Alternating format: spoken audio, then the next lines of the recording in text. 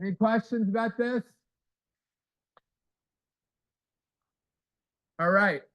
When I was teaching 1019, somewhere I got this big list PDF of these questions that were, in my mind, way beyond what the 1019 students could do, right?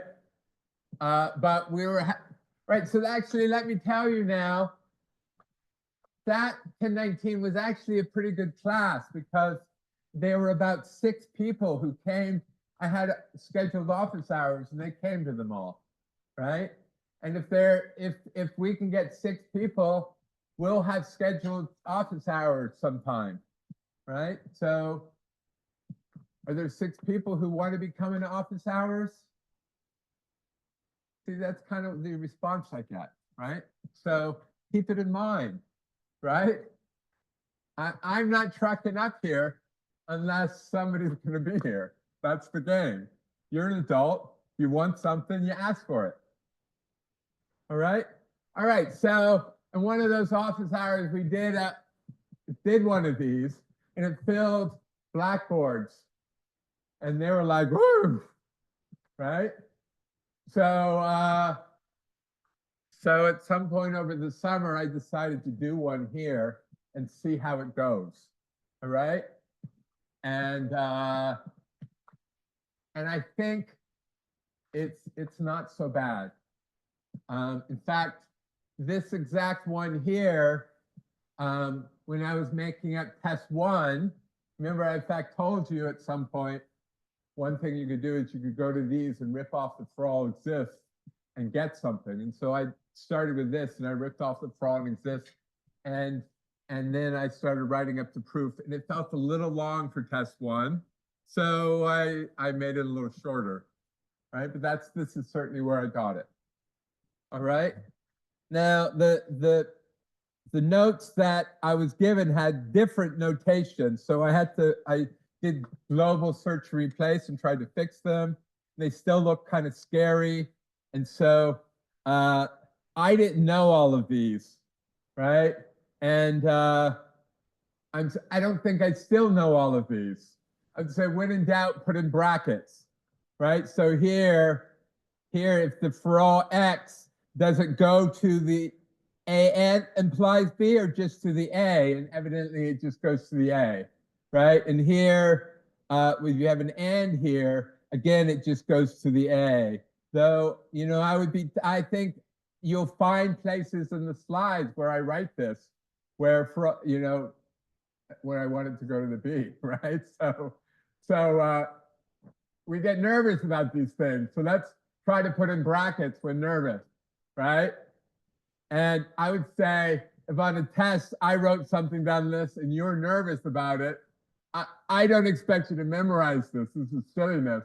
You come and ask me and I'll tell you which way I want brackets. All right?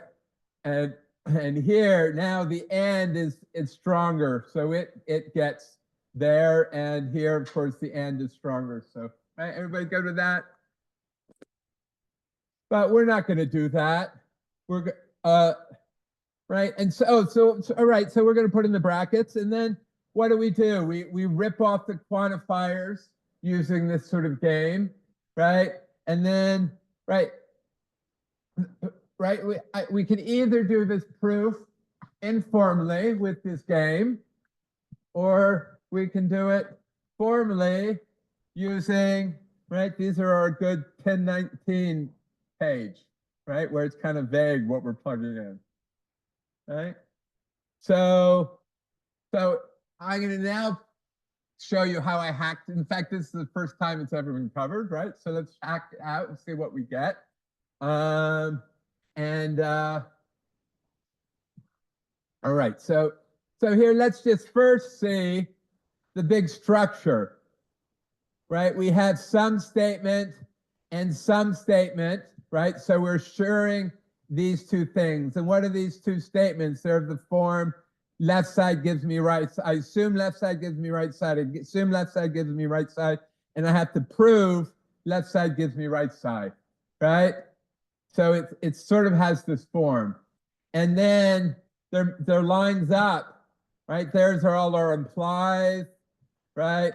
And if you look at this one I called A and this one I called A, and they somehow they talk about similar things, right?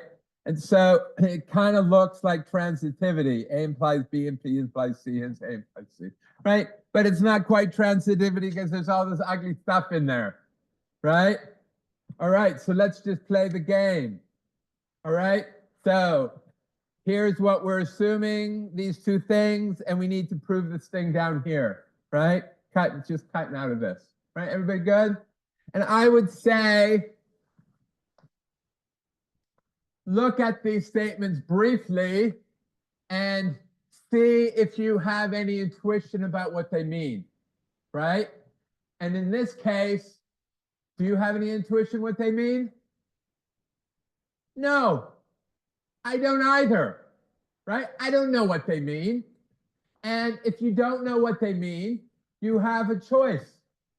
You can panic and drown, or you can simply ignore it and hope it goes away.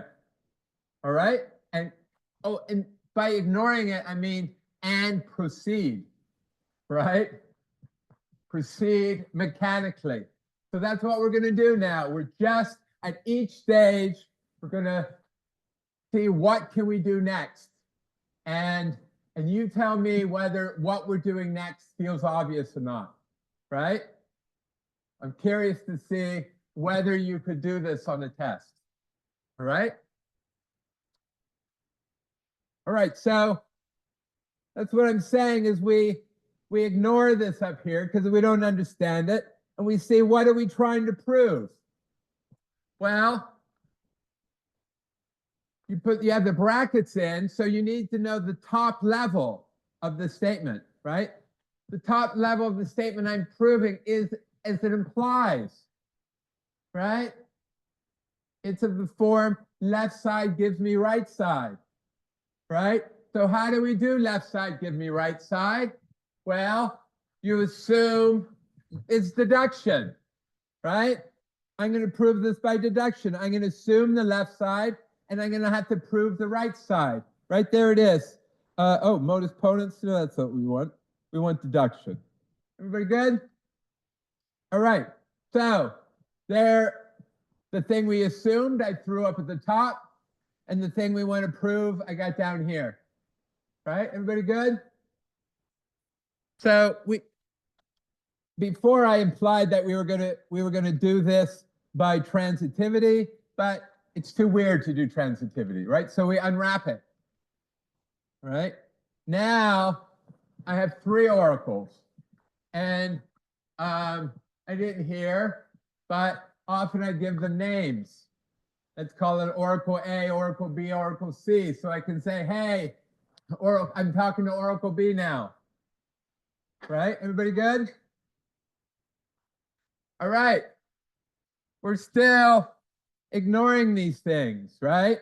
Now, if I had to jump in here a little bit, right? Here, the problem of jumping in is I see here there exists, it's not Forall. So I'm tempted to turn that into an exist, right? Yeah, but I'm saying let's hold off. In fact, I think I might even say that, right?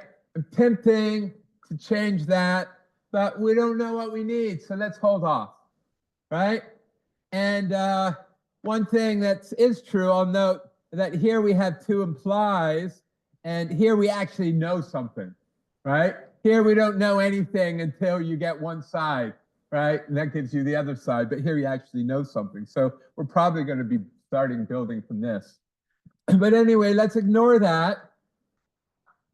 And it's just saying those link, right? They look very similar, right? And those look very similar, right? And these look very similar.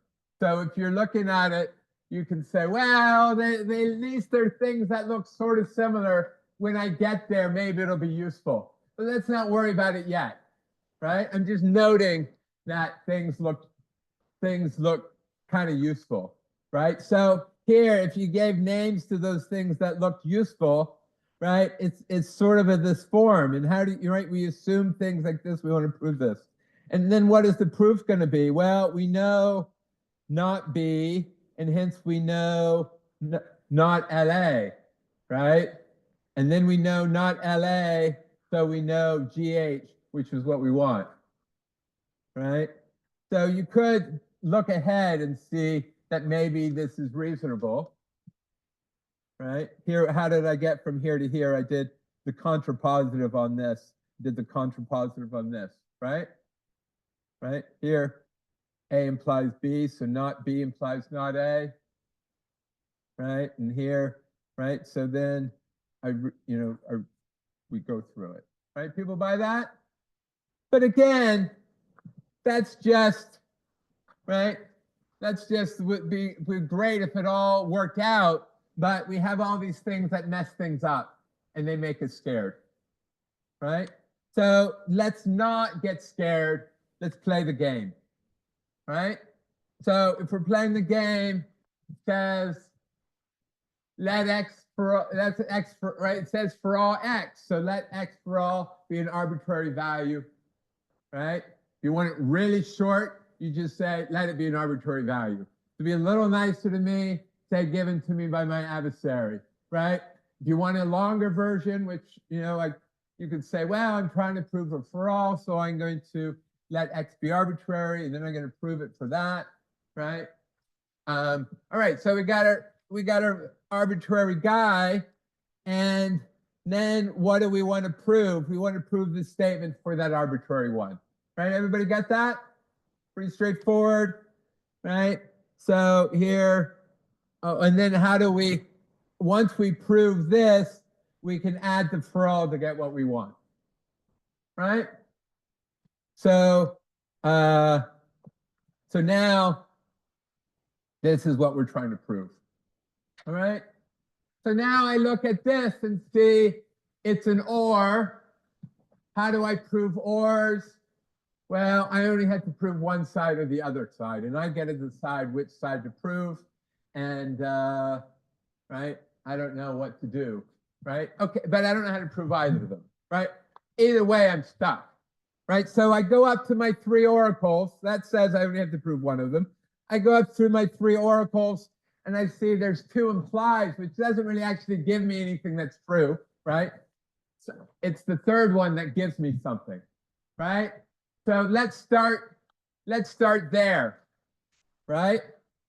So here, what is it? Now it's it's not true for all, right?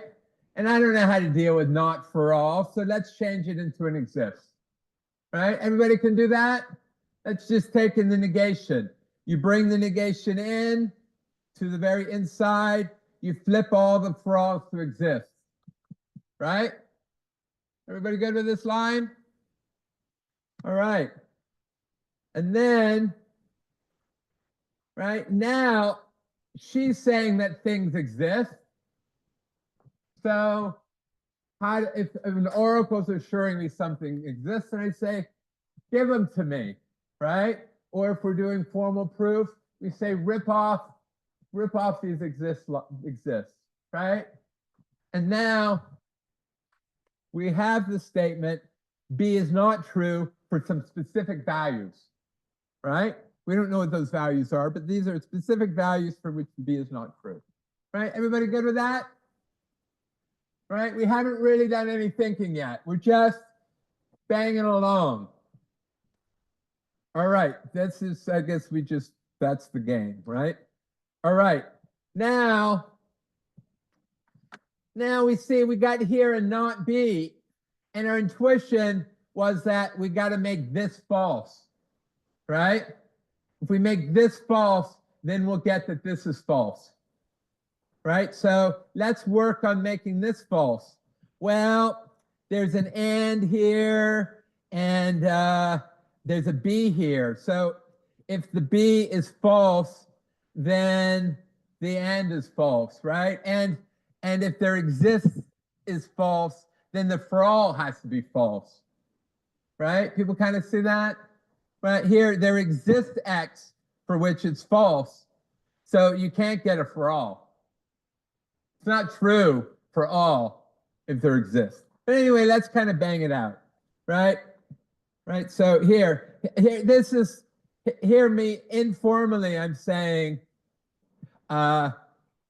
if B is not true for these values, then this is false for, it's not true for all Y, right? It's not true for all Y and all X if it's false for these values, right?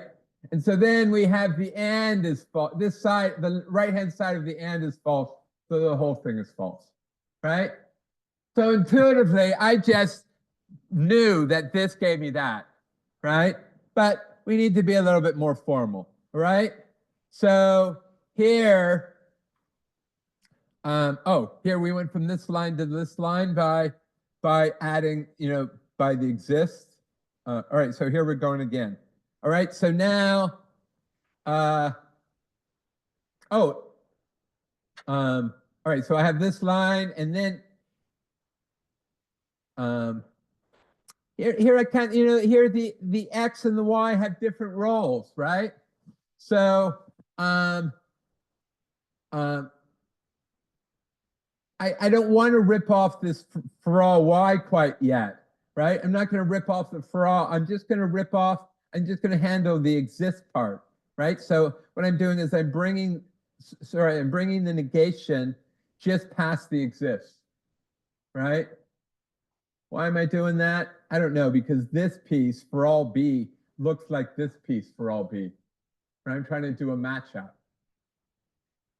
All right, I think I might be losing here, but we have this here, and this has a for all B, and this has a for all, this has a for all YB, this has a for all YB. So let's keep that for all YB intact and just bring the not past the exist, right? So we get this statement here.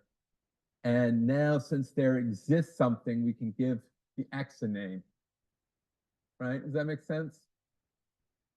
All right, so then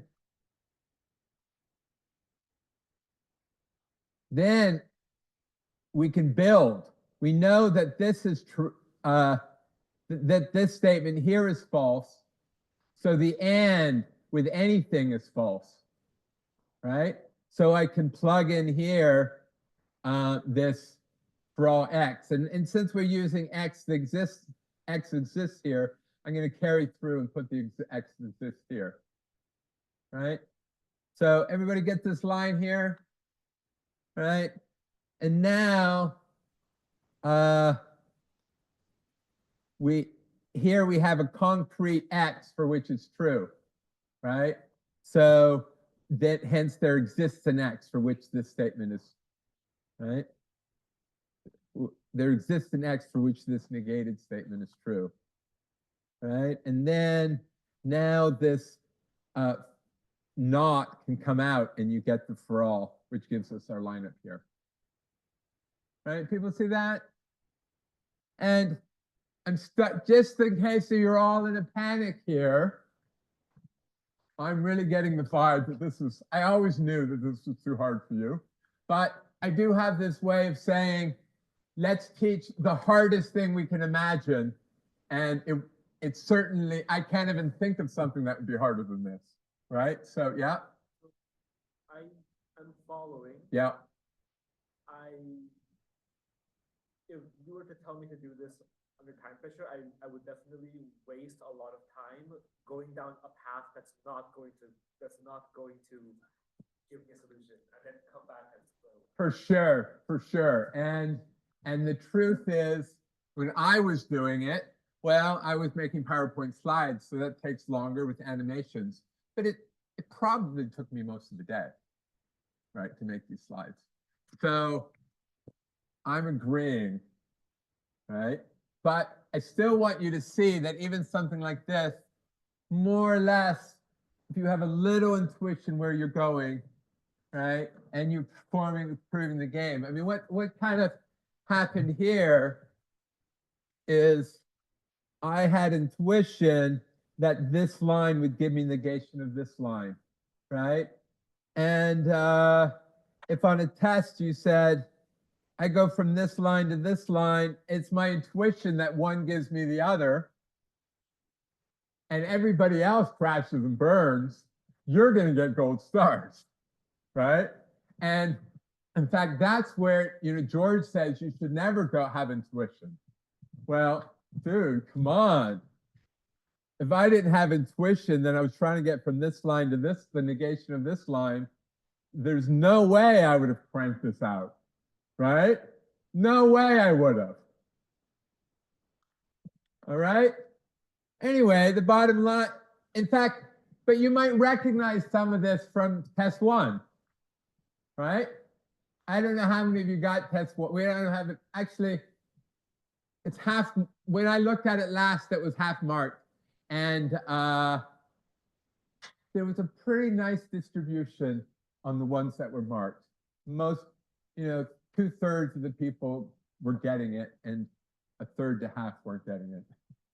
Right? And hopefully the people in the room are the ones getting it. But anyway, our goal, you can sort of recognize that some of it's in here. Right? Anyway, we proved that this is not true, and hence we get that this is not true. Right? And so now we know that this statement is not true. All right, everybody good? All right. And so now we have an not exist, so we can, and again, what this one here has L's, A's, and H's in it, right? So anyway, we got this. Let's see how we can clean this up, right? We have a not exist, so we can turn it into a Forall, and then we have a Forall. So see what I just did? We want to prove things for this value. So whenever possible, plug in the values we want. Right? You see that? I didn't just randomly rip off the Forall.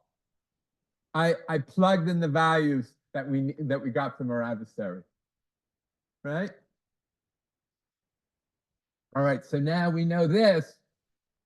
And this has an OR. All right? So everybody think purple table.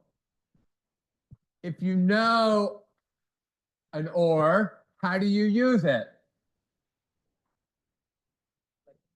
What?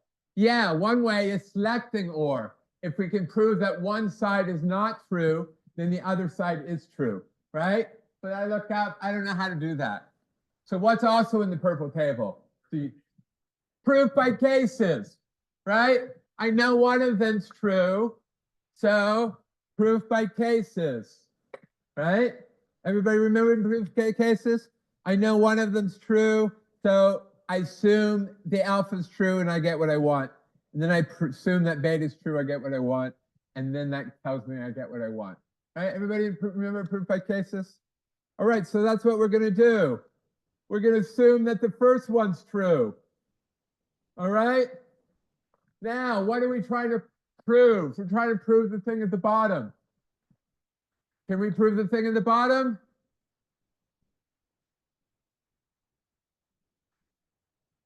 Yeah. We're saying H is not true. Oh, we want to prove that H is not true. Oh, but we want to prove an OR, but we only have to do one of them, right? So we're done, right? So that's, how do you get from here to here? Building, right? You know this is true, and hence the OR is true, right? Everybody good with that? Building? All right, so now case 2, we're assuming the second one, right? And again, we have a Forall, a not Forall, right? So, oh, look at, bang, it's right there already, right? We can kind of think, what is our goal? Our goal is to prove this side's false, right? How does it match up? LA here, here's an LA. In fact, it's in a pretty nice, exactly form, right? So we get that here. I see how I made it red. This red is because it came from the adversary. This red is because we proved that it's false, right? So we now what we have to build is that this whole thing is false, right? If I know that this part is false, then what do? I can build and prove, I can say, well, I can add anything I want over on the end, right? And the x's here my x had a for all x. So I want this x and this x to line up, right? So I plug in the same x over here, right? Everybody see how we got from this line to this line just by building, right? If this is false, then this whole thing is false, right? Everybody good? Yeah. And now, if this thing is false for this value of x, then the for all x is false, right? Here we have an x for which it's false, and hence the statement for all x is false, right? I'm sure I'm losing more and more of you. You guys are just going brain dumb now, brain dead. All right, so now we use the oracle to tell us that this is false and hence this is false. And now if it's false, then that tells us that, right, the for all is true. All right, everybody good? Here, let's just go back again. Here, this statement, not is false. So you remove the not and you get this statement is true. Right? You guys, did you lose that?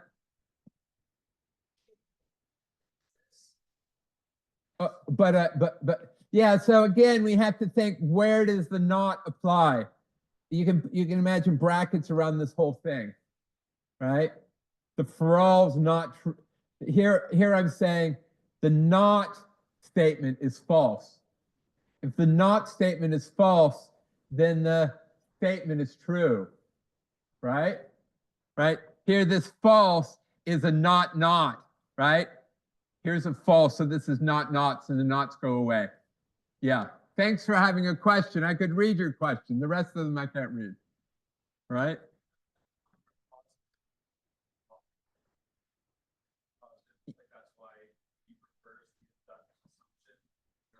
Yeah. Yeah, exactly.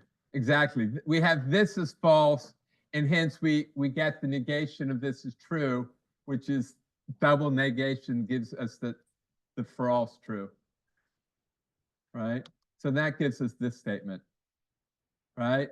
Now we have a for all, so we give the oracle, we can give her any x. Which x we give the same x, right? And that's what we want, so we're done, right? Everybody good? That was scary. I know that was scary. How are we doing for time? 1 minute. All right. So let's recap here in our 1 minute. You absolutely need to be able to play this game with the oracle and the adversary and the prover, right? And we did two examples, really, right? The one was with the spanning graph, and one is this crazy one from the slides, right? Now, what's the moral here is the second one we did. You learned that it's sort of doable if you had enough time, but you couldn't do it in 20 minutes, right? I learned, dude, that was pretty hard. There's no way I would give you something that hard, right? Now, one thing I could do, and it occurred to me, is I could take the one, I had an easier form on the test one, right? So wouldn't it be funny if I took that exact one from test one and put the for all as an exist back in and then made you do it, right? Because then you've warmed up from test one already, right? Or maybe I could take something else from test one and make it a little harder, right?